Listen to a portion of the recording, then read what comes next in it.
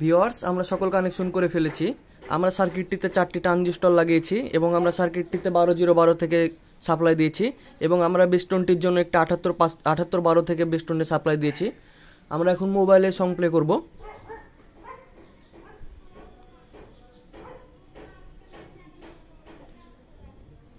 আমরা সং চালু করে দিয়েছি, সাউন্ড বাড়াচ্ছি আস্তে আস্তে।